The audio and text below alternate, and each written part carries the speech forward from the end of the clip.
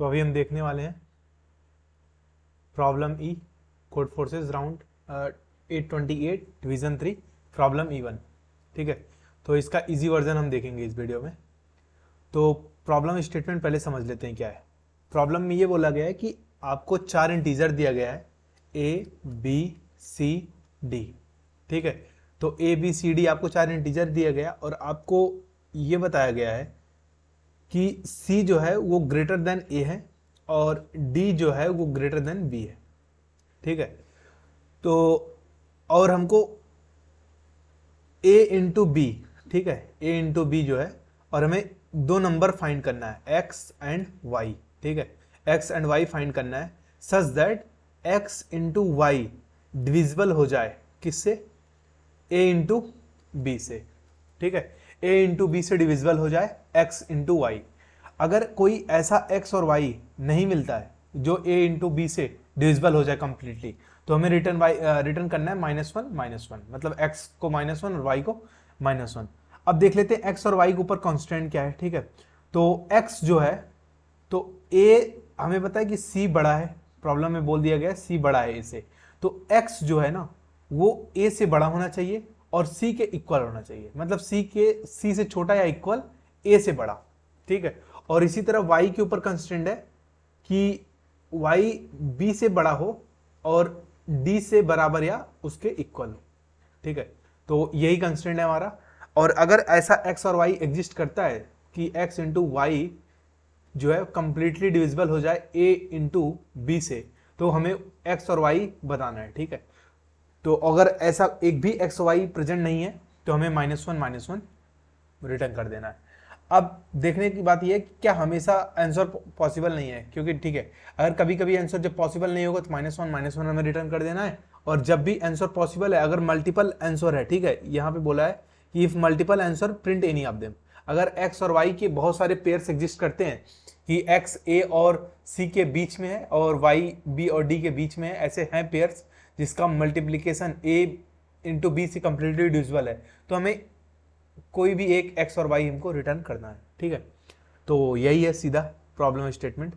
अब हम देखते हैं, ठीक है, अब इसको समझते हैं क्या है। A, B, C, D। ठीक है, तो इसमें बस थोड़ा सा ट्रिक है। अब A इंटू बी हमें पता है और हमें x इंटू वाई निकालना है। ठीक है, x इंटू वाई, ताकि जो है A इंटू बी से कंप्लीटली डिविजिबल हो जाए। ठीक है, ऐसा x y निकालना है। ठीक, तो अब हमें पता है कि जो हमारा x होगा वो कहां से कहां तक होगा? a से c के बीच में होगा, और हमको बोला कि a से बड़ा होगा, तो मतलब a+1 से, मतलब a+1 मतलब a से बड़ा है, तो इसका मतलब a नहीं हो सकता, तो इसके बीच में हमारा जो है वो क्या होगा? x इसके बीच में आएगा। ठीक है, और y किसके बीच में आएगा? y b+1 से लेके d तक में, या ये हमारा यहाँ y आएगा। ठीक है, तो और अगर हम कंस्टेंट, एक बार कंस्टेंट की तरफ देखें, ठीक है, इसकी कंस्टेंट को देखें, तो कंस्टेंट हमको जो दिया गया है a और c का जो मैक्सिमम वैल्यू है वो 10⁵ है और b और d का भी 10⁵। ठीक है, तो इसका मतलब क्या है? इसका हम यूज करेंगे। ठीक है, इस कंस्टेंट का हम यूज करेंगे। अभी कैसे यूज करेंगे देखते हैं। ठीक है, तो इसका वैल्यू, अब अगर हम देखो हमारा x क्या है, a और c के बीच में है, तो और हमें मालूम है कि 10⁵ मैक्सिमम, c मैक्सिमम 10⁵ हो सकता है और a मिनिमम 1 हो सकता है, तो मतलब 2 से लेके 10⁵, मतलब मैक्सिमम रेंज ही हो सकता है। अगर मेरा आइडिया ये है कि अगर इस पे मैं आइट्रेट करूं, 2 से 10⁵ वैल्यू है, ठीक है, इस पे मैं अगर एक एक वैल्यू को आइट्रेट करूं, ठीक है, कभी मैं a+1 दे दूं, कभी a+2 दे दूं, कभी a+3 दे दूं, किसका वैल्यू? x की वैल्यू। ठीक है, तो उसके करस्पॉन्डिंग में y निकालने की कोशिश करता हूं। ठीक है, अगर कोई ऐसा y एग्जिस्ट करता है जिसका x इंटू वाई जो है कंप्लीटली डिविजिबल हो जा रहा है a इंटू बी से, ठीक है, अगर कोई ऐसा y एग्जिस्ट करता है जो b और d के बीच में हो, b+1 और d के बीच में हो, और ये कंडीशन होल्ड करता है, ठीक है, तो इसका मतलब हमारा आंसर x और y हमें मिल गया है। ठीक है, और हमको रिटर्न कर देना है। बट अगर नहीं मिला है फाइनली तो -1 रिटर्न करना है। ठीक है, तो अब देखते हैं। तो हमारा ये पता चल गया कि इस पे हम लूप लगाएंगे। ठीक है, इस पे लूप लगाएंगे, या तो आप इस पे भी लूप लगा सकते हैं, तो इसको इसको इस पे लूप लगा के ये निकालते हैं। ठीक है, वाई को एक बार वो रखते हैं कांस्टेंट और एक्स फाइंड करने की कोशिश करते हैं, या तो एक्स को रखते हैं, ठीक है, एक करके, और वाई निकालने की कोशिश करते हैं। तो हम लूप इस पे अगर मान ली लगा दिए, ठीक है, तो हम एक एक करके वैल्यू दे रहे हैं, ठीक है, अपने जो एक्स को जो है एक्स की जो वैल्यू है वो a+1 से हम दे रहे हैं c तक, ठीक है, एक एक करके वैल्यू दे रहे हैं। अब हमें मालूम है कि a इंटू बी कोई एक नंबर है, मान लेते हैं लेट से वैल्यू, ठीक है, और हमें x इंटू वाई चाहिए, ठीक है। तो अब x हमने फिक्स कर दिया, कोई नंबर x हमने अलॉट कर दिया a+1 से c के बीच में। अब हमें क्या करना है कि अब जैसे सपोज मान लीजिए ये इस वैल्यू को ध्यान से देखना है, इस वैल्यू में मान ये वैल्यू कैसा होगा, ठीक है, इसका एग्जांपल के तौर पे ऐसे होगा 2 की पावर कुछ x1 होगा, 3 की पावर कुछ x2 होगा, इस तरह से 5 की पावर x4 होगा, ठीक है, x3 होगा, ऐसे ऐसे समथिंग, मतलब प्राइम नंबर्स कर हम इसको इमेजिन करने की कोशिश करें तो ऐसे इस तरह से कुछ प्रॉब्लम होगा, ठीक है, ये जो वैल्यू होगा। अब जो x हमने कांस्टेंट फिक्स कर दिया है, ठीक है, वो क्या करना है हमको, ये x जो है वो भी कुछ इस तरह से ही होगा, x2 मान लेते हैं, ये कुछ लेट से y1 है, ठीक है, z1, ठीक है, मान लेते हैं z1 होगा, फिर 3 की पावर z2 होगा, 5 की पावर z3 होगा, इस तरह से कुछ 11 की पावर z4 होगा, इस तरह से ऐसा कुछ मान लेते हैं होगा, ठीक है। तो अब क्या करना है कि जो भी, अब हमें क्या करना है, x इंटू वाई को डिविजिबल इससे बनाना है, ठीक है। तो इसका मतलब इसना जो भी इसमें पावर्स हैं, ठीक है, जिस भी नंबर का जो भी करस्पॉन्डिंग जो पावर्स हैं वो x इंटू वाई में, ठीक है, into Y, x into Y में जो है जरूर प्रेजेंट होना चाहिए। अगर यहाँ 2 की पावर 7 है तो यहाँ भी 2 की पावर 7 जरूर प्रेजेंट होना चाहिए x इंटू वाई में, ठीक है। अगर ज्यादा प्रेजेंट हो सकता है, 2 की पावर 9 हो सकता है, ठीक है, बट 2 की पावर 6 अगर रहे सिर्फ x इंटू वाई में, ठीक है, तो वो नहीं बन पाएगा ना, क्योंकि अगर यहाँ 2 की पावर 6 है और a इंटू बी में 2 की पावर 7 है, ठीक है, अब और कितना पावर है ये मैटर नहीं करता, ठीक है, बट अगर एक भी पावर कम हुआ और यहाँ पे ज्यादा हुआ पावर तो ये नंबर कभी इसको डिवाइड नहीं कर पाएगा। तो बट यहाँ पे 7 या 8 होना चाहिए, या 7 से बड़ा होना चाहिए, 7 होना चाहिए, ठीक है। तो इस तरह से क्या है कि अगर यहाँ पे कोई भी पावर x1 है, 2 का पावर, तो यहाँ 2 का पावर x1 या x1 से बड़ा ही होगा। अब हम लेट से यहाँ पे x हम क्या कर दिए, x यहाँ पे फिक्स कर दिए, a+1 से c के बीच में हम x को फिक्स कर दिए, तो हमें मालूम है कि वहां पे कितना पावर है, 2 का कितना पावर है, ठीक है, समथिंग, 3 का कितना उस समय पावर है, 4 का कितना पावर है, किसमें, x में। अब इसमें और इसमें, ठीक है, अब जो भी इसमें जो पावर है और जो x में जो हमारे पास पावर आ जाएगी, ठीक है, लेट से यहाँ पे a इंटू बी है, ठीक है, यहाँ पे 2 का कुछ पावर्स है, ठीक है, मान लेते a1, ठीक है, 3 का कुछ पावर है a2, 5 का कुछ पावर है a3, इस तरह से 11 का कुछ पावर है a4, ऐसे ही, ठीक है। अब हमको क्या करना है, x इंटू वाई, अब यहाँ पे x हमें पता है, ठीक है, x की वैल्यू हमको a+1 से c के बीच में हमें एक एक वैल्यू करके हम लेंगे, ठीक है। तो एक वैल्यू मान लीजिए हम x की कोई कांस्टेंट वैल्यू, ठीक है, a+ मान लीजिए कोई 5 हमने ले लिया, ठीक है, तो a+5 हमने कोई वैल्यू ले लिया। अब हमें मालूम है a+5 में 2 का कितना पावर होगा, ठीक है, लेट से 2 का x1 पावर है, 3 का x2 पावर है, 5 का x3 पावर है, इस तरह से 11 का x4 पावर है। अब हमें मालूम है कि इंटू वाई, अब अगर यहाँ x1 पावर है, यहाँ a1 पावर है, तो हमें a1 अगर बड़ा है, ठीक है, a1 लेट से बड़ा है किससे, x1 से, तो हमें कितना, अब y में कौन सा पावर चाहिए, y में हमें 2 का a1 माइनस x1, ठीक है, ये इससे ज्यादा या इतना तो जरूर रिक्वायरमेंट है 2 का पावर, इसी तरह 3 का पावर, इसी तरह 5 का पावर, इसी तरह 11 का पावर। बट हम क्या कर चुके हैं, यहाँ पे हम कोई x हमारा फिक्स कर चुके हैं, अब ये नंबर हमारा फिक्स हो चुका है, तो इसका मतलब हमारे पास कुछ कॉमन नंबर्स आ चुके हैं, ठीक है, ये x है और ये a इंटू बी है, तो a इंटू बी और x में ऐसा होगा कुछ नंबर मतलब वेस्ट भी होंगे, ठीक है, इसमें कुछ नंबर एक्स्ट्रा होंगे, मान लीजिए इसमें 11 की पावर 5 है और इसमें 11 का पावर 11 है ही नहीं, ठीक है, इसमें मान लेते हैं 11 है ही नहीं, ठीक है। तो अब ये 11 का पावर 5 पूरा का पूरा किसमें आना चाहिए, y में रिक्वायरमेंट है, y बनाएगा 11 का पावर 5, ठीक है। तो अब क्या करेंगे, अब इसका मतलब, और इसमें मान लीजिए कोई लेट से 13 का पावर 2 है, बट यहाँ 13 का है ही नहीं, ठीक है, यहाँ पे 13 का पावर 0 है, ठीक है। तो अब ये 13 का पावर 2 जो भी है x में, तो ये फालतू है, ठीक है, इससे कोई हमें मैटर नहीं करता, ये हमारे प्रॉब्लम नहीं क्रिएट करेगा, क्योंकि अगर नंबर बड़ा होगा तो कोई दिक्कत नहीं है, बट छोटा नहीं होना चाहिए, ठीक है। ऐसा इसमें कोई अगर ऐसा पावर है, ठीक है, इसमें कुछ पावर है और वो पावर यहां प्रेजेंट होना जरूरी है, ठीक है, बट अगर कोई यहां एक्स्ट्रा पावर है तो यहां वो पावर जरूरी नहीं भी है, चलेगा, ठीक है। तो अब हमारा कंक्लूजन ये है कि हम यहां से और इन दोनों नंबर से, ठीक है, हम क्या निकालेंगे, जीसीडी निकालेंगे, ठीक है, कि इन दोनों में कॉमन पावर्स कौन सी हैं, ठीक है, मतलब कॉमन कितने प्रोडक्ट इन दोनों के, इस a इंटू बी और x में, ठीक है, कितने नंबर्स जो है इन दोनों के बीच में कॉमन है, ठीक है, तो वो हम किससे निकालेंगे, जीसीडी। अब जीसीडी किसका निकलेगा, ठीक है, तो जीसीडी से क्या पता चल जाएगा कि a इंटू बी और x जो हमारा है, ठीक है, उन दोनों में कितना नंबर कॉमन है।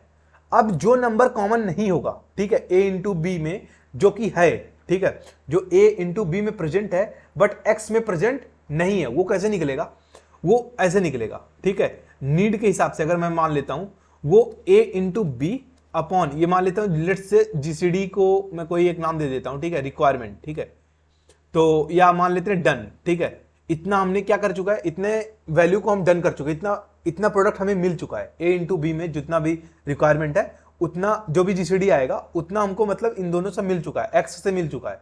अब डन, अब हमको नीड कितने की है, तो a इंटू बी जो भी प्रोडक्ट होगा इसका, ठीक है, यही प्रोडक्ट हमको क्या है, इस प्रोडक्ट से ज्यादा ही बनाना है, ठीक है, कम नहीं बनाना है, और या इतना ही बनाना है, ठीक है, a इंटू बी बन जाएगा, कोई दिक्कत नहीं है, ठीक है।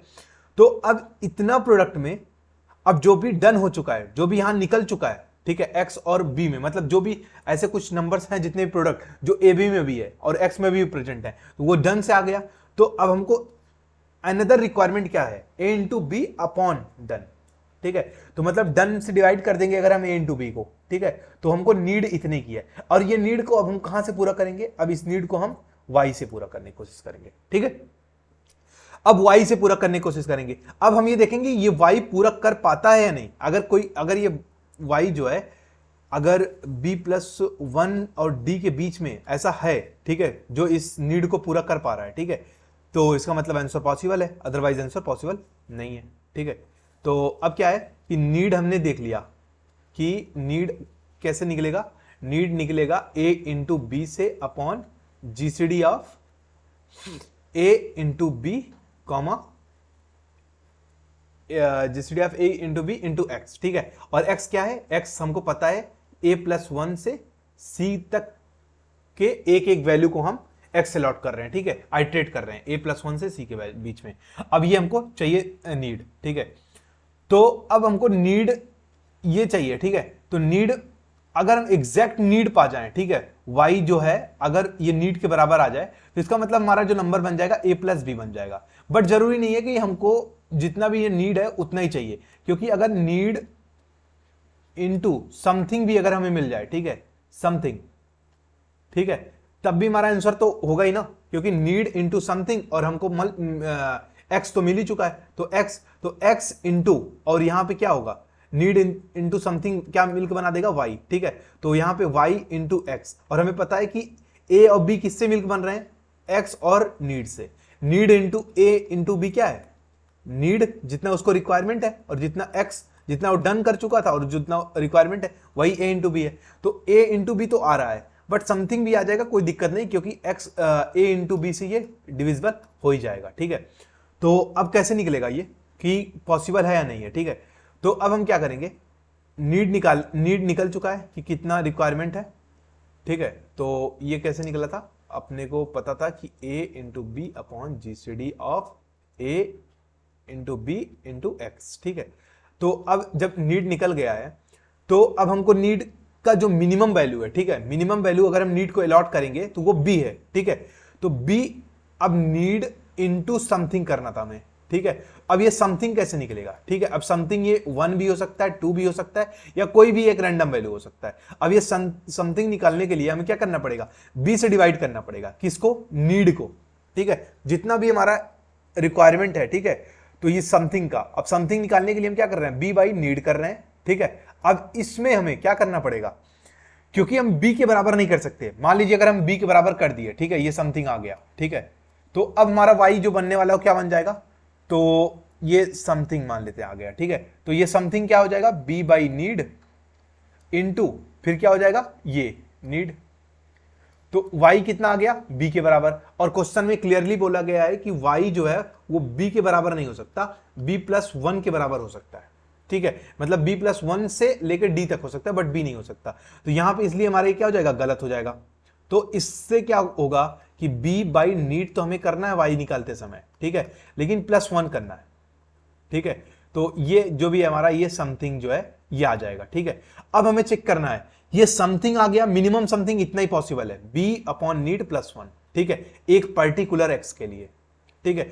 अब हमें क्या करना है कि जो भी नीड है कहीं, अब तो पता है कि अगर ये समथिंग b बाई नीड, अब देखो समथिंग से अगर हम इसमें मल्टीप्लाई करेंगे ना नीड की, ठीक है, तो ये नीड कैंसिल होगा और b प्लस नीड, ठीक है। और नीड की वैल्यू में मालूम है 1 से तो बड़ी है, 1 0 से बड़ी है, तो ये b+0 से बड़ी, मतलब ये नंबर b से क्या हो चुका है, बड़ा हो चुका है। बट हमें ये देखना है ना ये नंबर कहीं d से तो नहीं बड़ा हो गया, ठीक है। तो इसलिए हमें क्या चेक करना पड़ेगा, नीड इनटू जो भी ये समथिंग आया है, ठीक है, समथिंग जो आया है ये d से क्या होना चाहिए, छोटा या बड़ा होना चाहिए। अगर छोटा या बड़ा है तो इसका मतलब हमें वो y मिल चुका है, और y की वैल्यू क्या हो जाएगा, need into something, need into something, ठीक है। और जब नीड इनटू समथिंग हो जाएगा, x हमें पता ही है और y इस समय अगर हमें मिल चुका है, तो x और y ऐसा पॉसिबल हमें मिल चुका है और हमको रिटर्न कर देना है, और अदरवाइज हमें x और y को -1 रिटर्न करना है, ठीक है। तो अब इसका कोड देख लेते हैं। ये इसका छोटा सा कोड है, हम क्या कर लिए t, ठीक है, फिर यहां इनपुट ले लिए और x और y को अभी हम शुरुआत में अलॉट कर दिए -1, ठीक है। अगर कहीं अपडेट नहीं होता है तो फिर x y रिटर्न कर देना है, अगर अपडेट हो जाता है तब भी x y रिटर्न करना होगा, ठीक है, यहां पे। अब हम क्या करेंगे, जैसा हमने डिस्कस किया था, अब हम लूप लगा दिए, आइट्रेट कर रहे हैं a+1 से लेके c तक। ये किसकी वैल्यू हम दे रहे हैं, x की वैल्यू, ऐसा समझते हैं कि हम इसको x है, ठीक है, a+1 से c, यहां पे x की जगह हम जो i ले रहे हैं, बट अब देख सकते हैं, ठीक है। तो i ले रहे हैं और वैल्यू क्या है, a इंटू बी, यहाँ a इंटू बी हमें करना चाहिए ताकि ज्यादा क्लियर हो, a इंटू बी कॉमा आई, इनका क्या कर दिया हम GCD ले लिए, ठीक है। तो यही है हमारा क्या पार्ट, डन पार्ट, मतलब इतना वैल्यू हमको a into GCD of a into B हमें i से मिल चुका है, मतलब x से a मिल चुका है, ठीक है। तो अब हमें रिक्वायरमेंट और कितना की चाहिए, तो requirement a into B upon जो भी ये डन था उसको कर देंगे, तो ये रिक्वायरमेंट चाहिए।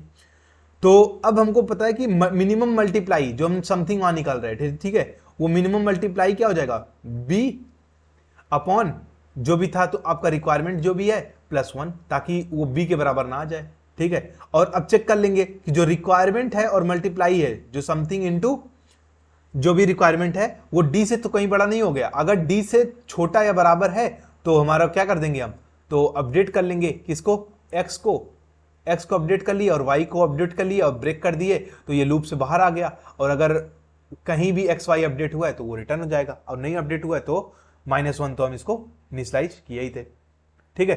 तो आई होप आपको हम ये समझा पाए होंगे इसका लॉजिक। तो ये ट्रिकी था थोड़ा सा, बस और कुछ नहीं, ठीक है। Thank you.